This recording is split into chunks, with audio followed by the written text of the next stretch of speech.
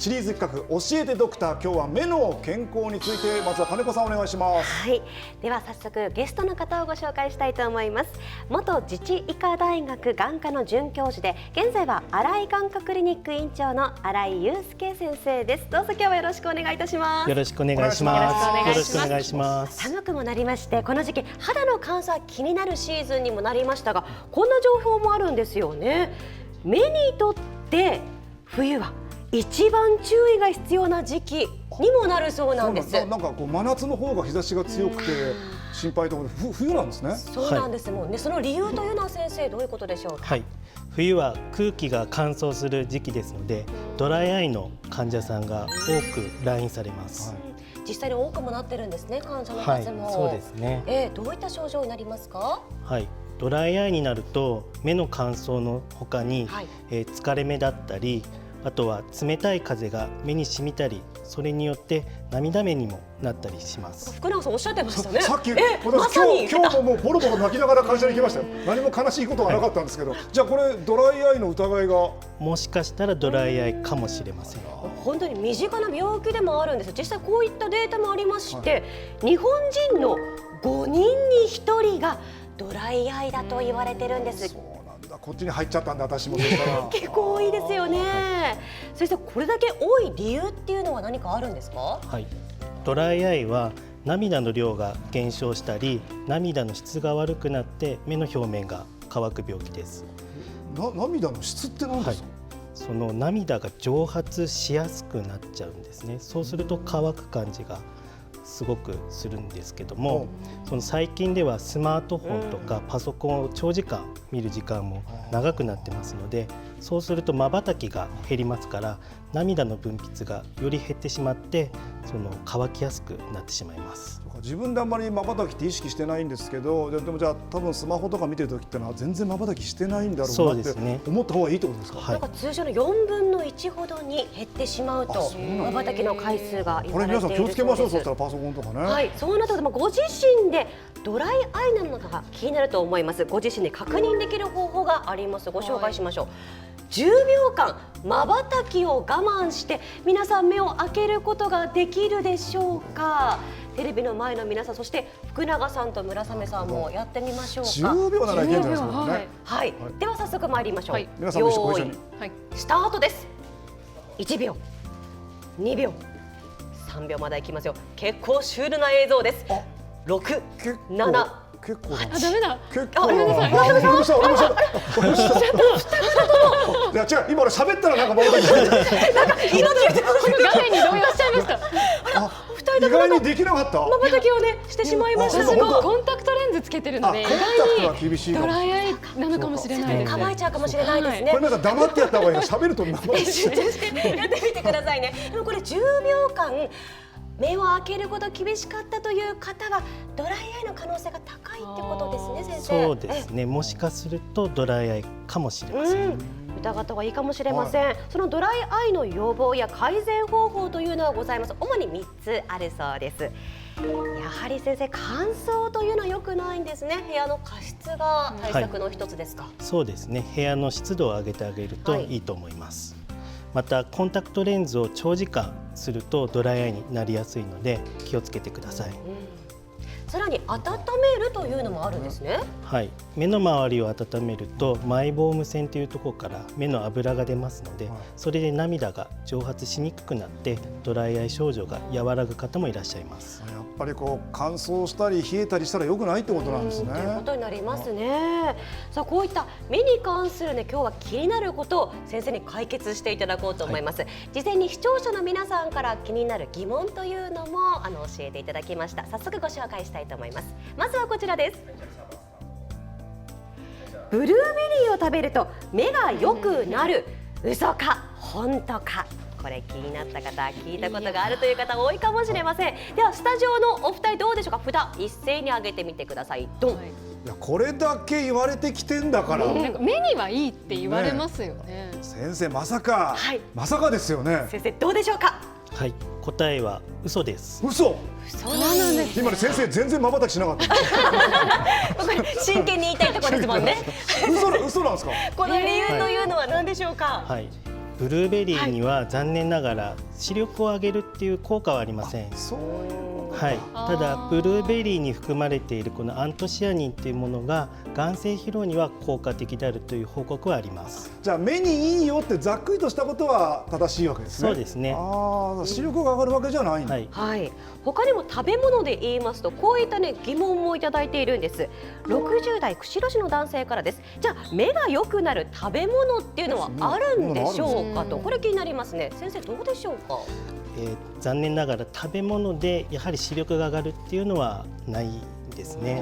はい、ただその抗酸化作用のあるビタミン C ですと、はい、その視力が下がってしまう白内障の予防であったり、ブロッコリーやほうれん草などの緑黄色野菜に含まれているルテインはその線が歪んだりするですね加齢黄斑変性という病気の予防に有効とされています。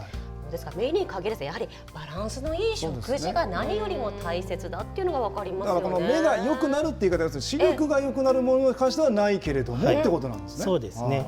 ただ食事でその目の病気の予防にはつながると思います。はい、さあまだまだ行きましょうか。続いてはこちらです。暗いところでスマホや読書は目が悪くなる。こちら嘘か本当かどちらでしょうか。スタジオのお二人いかがでしょうか。これはだってこれはいくらなんでも本は明るいところで読みなさいって言われました。先生こちらはどうでしょうか。はい、答えは嘘です。先生まばたきしなかったこちらもやっぱりまばたきしなかったですね。理由は何でしょうか。暗いところで物を見ても視力が悪くなるっていうことはないんですけども、そうなんですか。ただ暗いとついついこう近くで物を見がちになってしまうので、この近くで見るっていうことはあまり目に良くないと言われています。じゃあ明るさ暗さは関係ないんですか。そうですね。だから読書やスマホの操作を行う際も明るさではなく目との距離感を重要視した方がいいっていうことになりますね。適切な距離ですね。どんなに明るくても近いとダメなんですね。はい、子供の頃からずっとあんた暗いところで見てたんだって言われて、あれはじゃあ距離の問題だったんですか。そうですね。だいたい適切な距離って何センチぐらいになるんですか。できれば3、40センチぐらい離したところでこう近すぎると目にかなり負担がありますので、離してみてください。はい、その距離が必要になりそうですね。3、40センチ。はい、が重要になりそうです。でスマホで言いますとやはり視聴者の方からスマホに関する質問非常に多くいただきました。ご紹介したいと思います。目に負担の少ないスマホの使い方はありますかだったり、お子さん最近スマホを使用している、ね、方も多くなってきましたよね。子どものスマホの使用というのは何時間まで最適でしょうかといった質問が届きました。先生こちらどうでしょうか。はい、やはり長時間スマートフォンを見るのは良くないので、はい、なるべく、適切な距離を取るのと休憩を取ることを意識してください。理想の日には1時間に1回程度になるんですね。そうですね。休憩どんな休憩になるんですか。はい、窓から外の景色を見るのもいいんですけども、室内でちょっと先の距離を見るだけで目の緊張が和らぎますので、近い距離でもちょっと見てあげてください。僕はスマホの画面を通常よりもちょっと暗くしてるんですけど、そうすると目に優しいって聞いたんですけど、それどうなんですか。強い光を浴びると先ほどもありましたけど悪いっていうことはないんですが、例えば暗いところでスマートフォンを見るとその体内時計ブルーライトが影響して睡眠に影響とか与えますので、ちょっと明かりはそういう場面では気をつけた方がいいかもしれません。そのスマホで言いますと使いすぎてしまうとちょっと不安な病気、このリスクが高まりそうですね。1日4時間以上を長期間スマートフォンを見ると、いわゆるスマホ内斜視っていう病気のリスクが高まると言われています。どんな病気になるんですか。はい、我々近くで物を見るときっていうのは、目が若干寄り目になって物を見てるんですね。ぐっと中心に寄る感じがありますね。その時間が長いとずっとそこで固まってしまうので、遠くを見たときに戻らなくなっちゃうんですね。怖い。そうすると物がダブって見えてしまって、いわゆる複視を訴えて眼科に受診される方もいらっしゃいます。あれなんですか、スマホの普及率高まったことによってこういう病気も増えてきたんでしょうかね。そうですね、最近問題になっています。でこのスマホの目への影響というのは大人とお子さんで違いというのはあったりするんですか？はい、やはり子どもですと近くでずっと見ていると近視が進行しやすいと言われていますので、なるべく近くで見る時間は減らしてあげてください。あとは太陽の光を見るとですね、近視が進みづらくなると言われてますので、太陽の光を浴びる屋外活動の時間を増やしてあげてください。太陽光というのも予防に効果的になるんですね。はい、で今他にもですね、目に関することですと、老眼など加齢による目の健康を心配する声というのも多くいただきました。はい、そこでその通りです。福永さん、そうなんですね。老眼で台本が全然見えません。だからいつも見てませんもん台本。セルフチェックいきましょう。台本見てくださいね。すみません。だから怒られるんだ俺いつも。セルフチェックです。7項目あるんですが、全部目の病気の予兆、サインになるものなんです。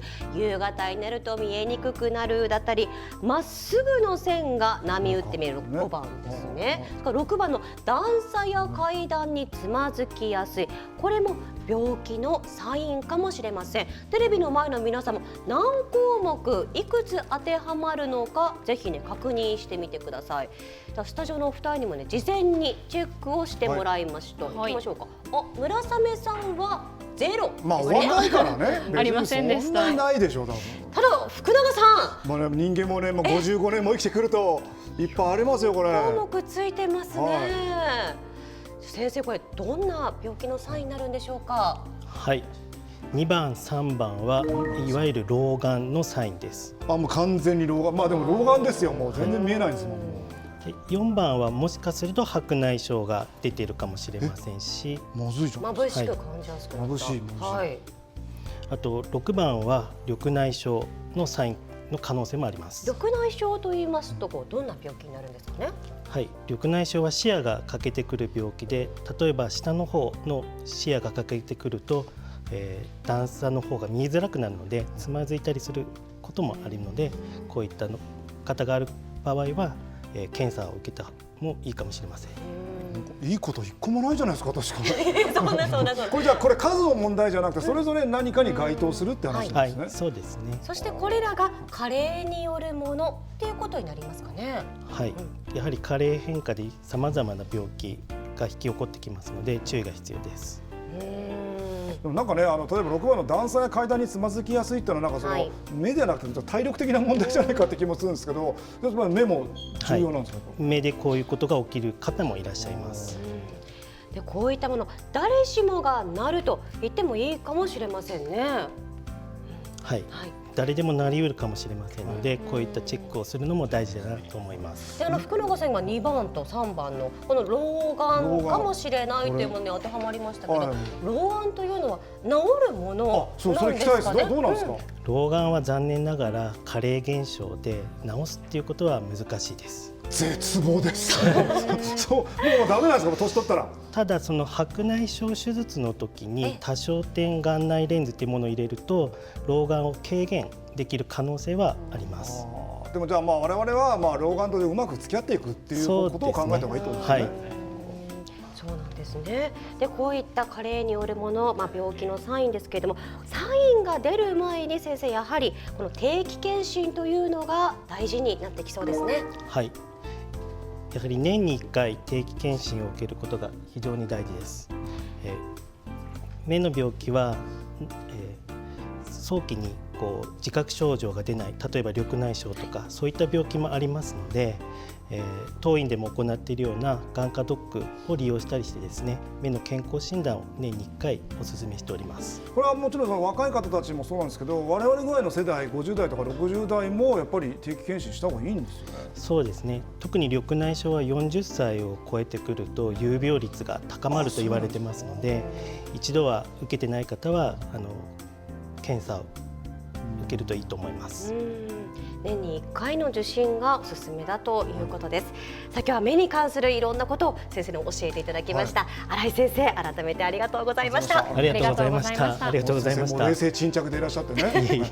昔の私のラジオを聞いてた方とは思えないぐらいのね、ご立派になられて、その時はお世話になりました。こちらこそ今後ともどうぞよろしくお願いします。ありがとうございました。ありがとうございました。